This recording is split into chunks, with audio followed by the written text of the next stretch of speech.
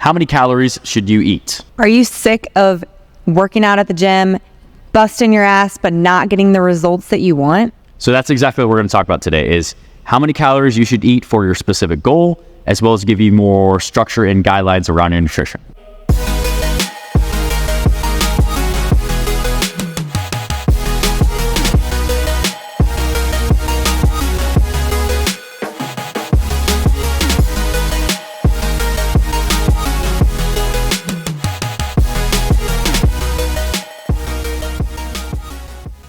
Before we hop into today's podcast, we actually are launching our brand new charcoal FitGrind crew necks today. So we're recording this podcast on Tuesday. And when you guys are watching this and listening to this, they will be officially available. They are in a limited quantity. So if you're interested in picking up our newest release from our FitGrind apparel line, go check out our new charcoal FitGrind crew neck hoodies. You can head over to fitgrindformula.com, or the link is in the comments in the description below. You're literally going to spend all fall and all winter in one of these. It has a velvet interior, super nice. So if you're interested, go check it out. Thank you guys for supporting the brands, and let's hop into the podcast today. Yeah, today we are going to be talking about how many calories that you should be consuming and what that can look like when we're incorporating our workouts and our day-to-day lifestyle. Yeah, if you want to gain weight, if you want to lose weight, the best way to structure things is to structure the amount of not only calories, but carbs, fat, protein, your macros that you need to eat to fuel your body to achieve the goals that you want. Because if you're just spinning around in circles and you are not following a structured plan and you're not following specific macros consistently, or a consistent amount of calories that you're eating, you're just going to spin your wheels, you're going to get frustrated, and you're not going to see the results. So we're going to talk about specific recommendations. If you are looking for a calculated macro calculation, we do have a form on our website where you can go fill out some information, submit that form, and we'll do a custom macro calculation. We'll tell you how many carbs, fat, protein that you need to specifically eat based off your goals and your weights and other factors. So the link to that is also in the comments in the description below, or head over to fitgrindformula.com and you can go fill out the form and we'll do a custom macro calculation. But today, let's talk about calories. Are they good? Are they bad? How many should we eat? And everything that you need to know about eating calories and counting calories. Yeah, if you are new to macros, macros are proteins, fats, carbs, and technically alcohol. But today we're just going to talk about protein, fat, and carbs.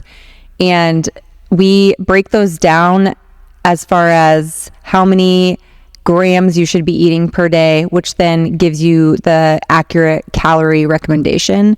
A good way that you can track this is by downloading an app such as MyFitnessPal and keep track of your food using that app. You can scan your food on there and it will come up as how many calories there are in that specific meal and how many macros, protein, fats, and carbs are in that meal too. It also breaks it down as far as like sodium, sugar, things like that. But we are just starting off by focusing on the protein, fats, and carbs. And the first one that I always like to start primarily with people is protein, because most people are not getting enough protein in their diet.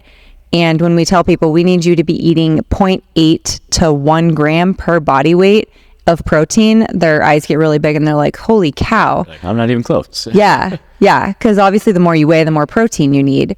And that is going to be the essential building block to building muscle.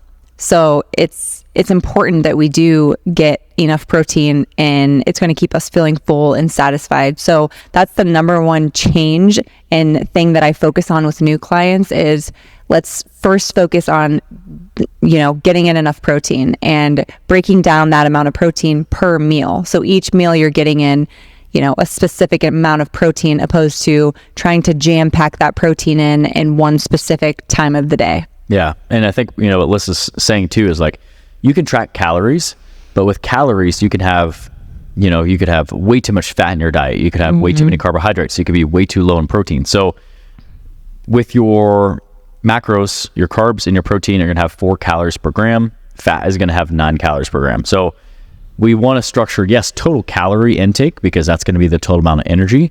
But even further, we want to structure into the percentage of carbohydrates, the amount of carbohydrates that you should eat, the amount of protein that you should eat, and the amount of fat. That's going to give us a better percentage-based macronutrient plan as opposed to just counting overall calories, because you could eat 2,000 calories worth of fat and carbs and not a lot of protein, and you're going to lose muscle mass. You're not going to be able to build muscle mass. You're not going to recover from the workouts.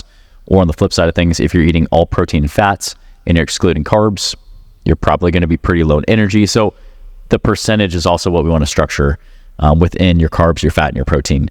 And it's going to look very differently for a lot of people, depending on their goal, depending on their lifestyle, depending on how experienced they are in the gym or lack of experience in the gym. But there's lots of factors that are going to play a role in that. And tracking is the most consistent way to make sure that you're consistently hitting your protein, your carbs, and your fat. And I don't think that tracking your food for the rest of your life is realistic for most people.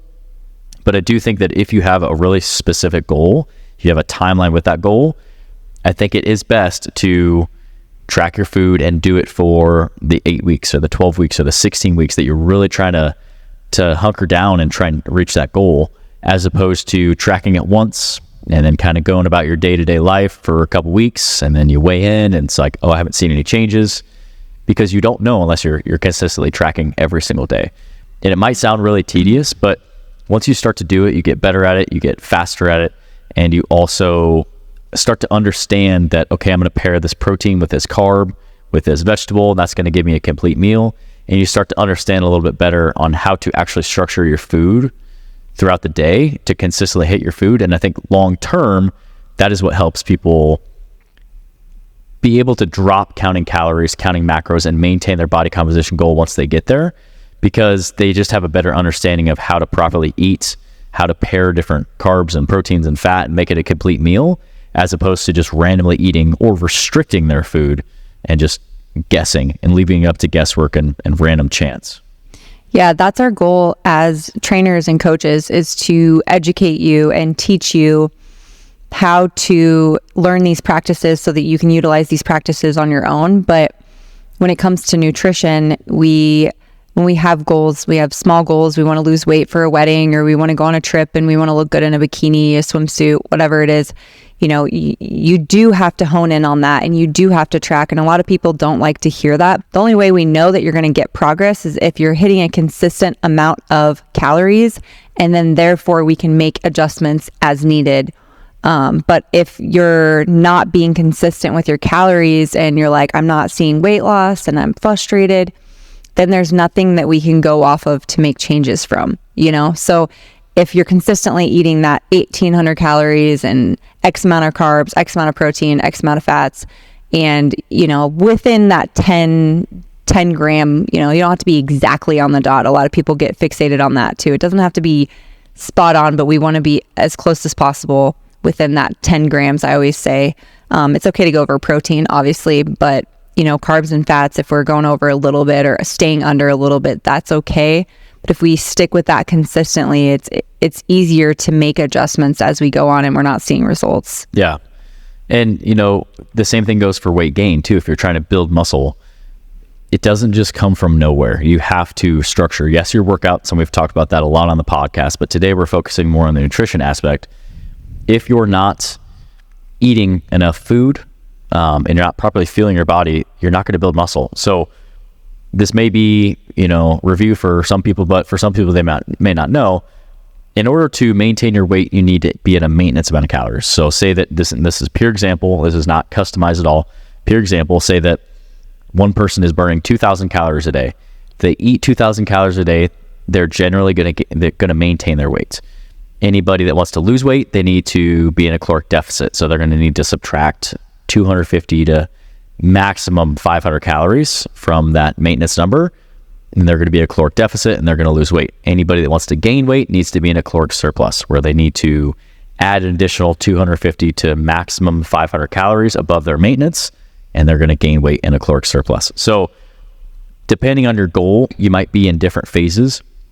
But again, if you're not tracking consistently, you don't know, you're just kind of randomly eating or randomly working out, you don't have a lot of structure, yeah, you might see some progress, but you're not going to maximize your time in the gym. You're not going to maximize the results you can see if you structure things. So that's why we are really recording this podcast, is to really hammer that point home, is that you need to create structure. And I don't think that you should count calories for the rest of your life, like I said earlier, but if you have a certain goal, it is going to help tremendously. And if it's something where you're getting consistent workouts in, you're getting good sleep, you're doing a lot of positive behaviors, but the nutrition is the one key that you're like, I just don't have structure here. I'm just not doing a very good job here. I promise you that if you figure out the amount of calories, so like I said, go fill out that form. You can figure out the exact amount of calories that you need, and then take that and be consistent with it. Track your calories, track your carbs, track your fat, track your protein on a consistent basis. The more consistent that you can be with tracking your food and structured, just the better results you're going to see, and the more you're going to be able to maximize your time in and out of the gym. Yeah, definitely. Structure and consistency is always the key ingredient when we are trying to hit our fitness goals. So another thing that I wanted to talk about too is a lot of times when people are just getting started in their fat loss or weight gain goals, we tend to see people come in here and think that just incorporating the workout alone is one way of getting fat loss goals, or again, like you said, the weight loss or the weight gain goals. When you're trying to out-train a bad diet, you are going to get frustrated and not get the results that you want. So when you come in here and you bust your ass in the gym and you're lifting heavy weights and you're hitting the cardio machines hard and you're seeing really great results as far as in the gym, but then you're going out and you're running through the drive-through, hitting up McDonald's, hitting up Burger King, whatever it is, and you're not getting results, and you come to us and you say, I'm frustrated because I'm not seeing any weight loss or muscle gain, etc. We always turn to the diet portion and we're like, okay, are you getting enough protein to see that muscle progress? Are you in a calorie deficit and eating less calories than you are exerting? And half the time, when we do go over those things and people are like, oh, I guess that's something that I wasn't doing. So if you put those two pieces together, it really completes the full puzzle and gives you the best results. Yeah, the combination of diet and exercise is such a powerful combination. So if you're, like you said, if you're busting your ass in the gym, you're doing the perfect program, but you go home and you're either eating too much and you're trying to lose weight, or you're not eating enough. Those are also two bad things.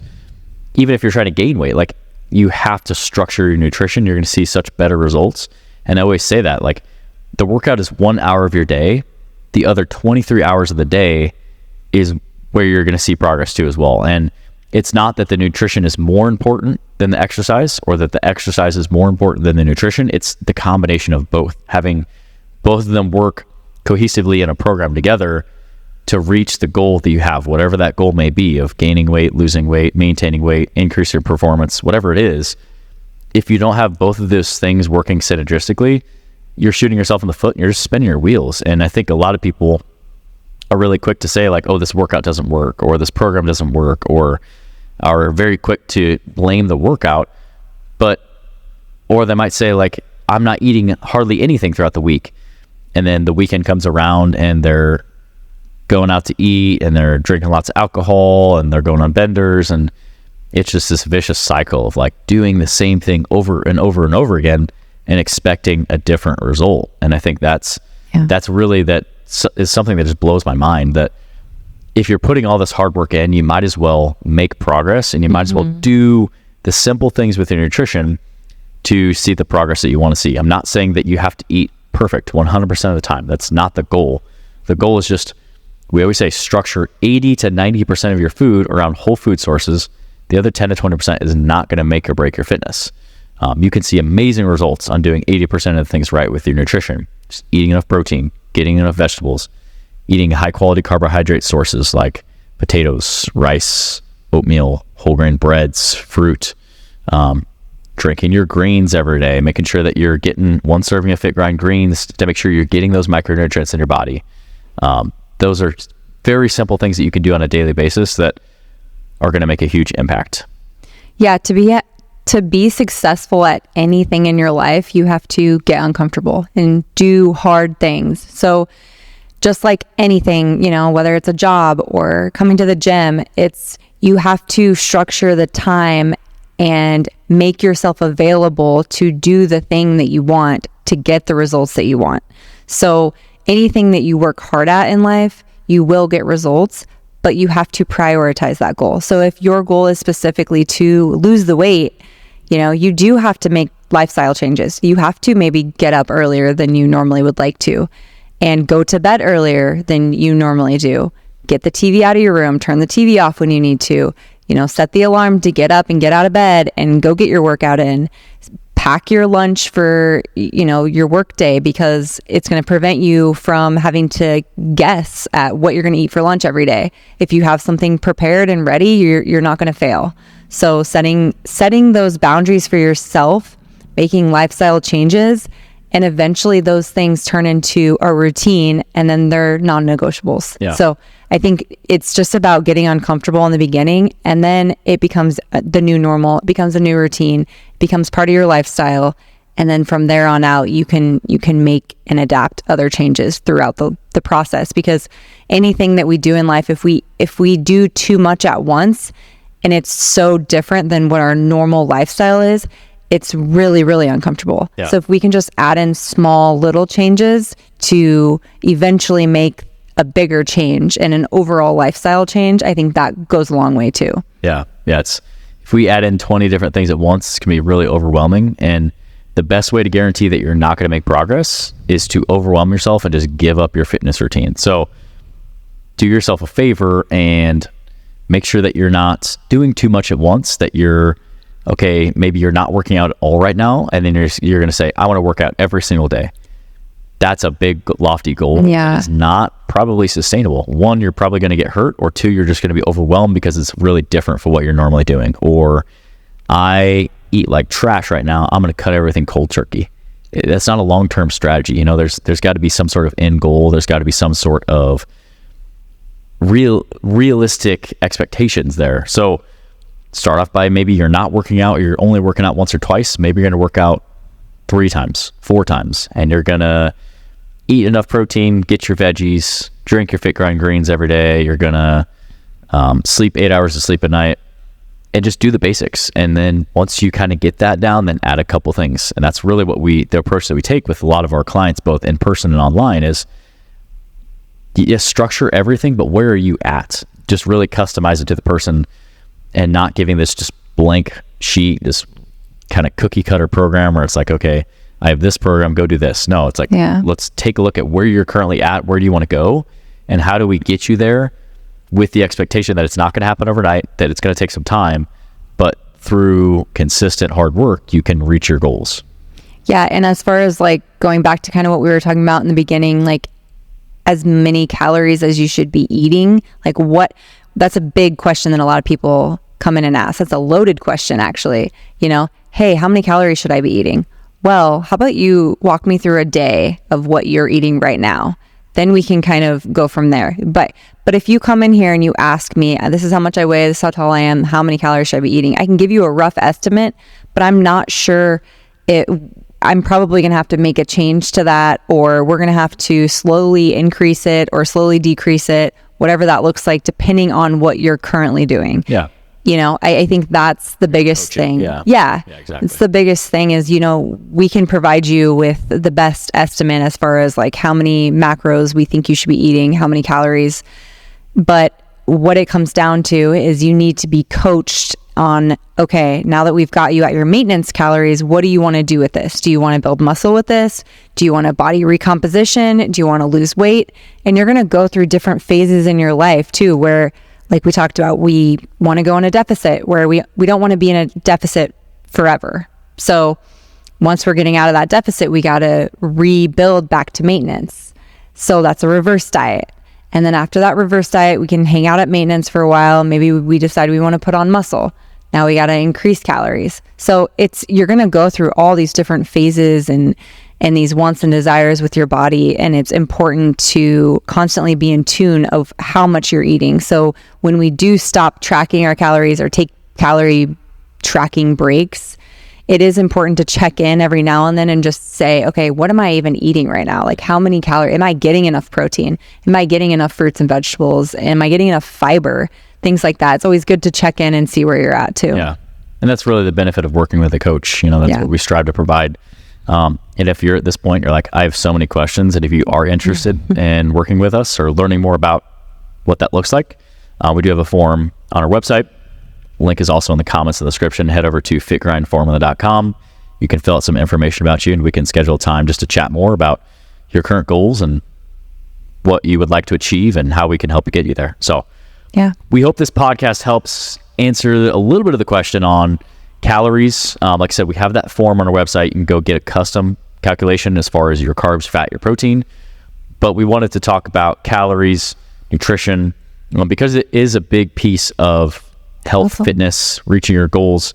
And if you are killing in the gym with your workouts, but your nutrition is a big area of opportunity, we hope this podcast helps to give you some ideas of what to do, give some more structure, or answer some questions that you might have open-ended questions too. So thank you for tuning in today, and we'll see you guys in the next podcast.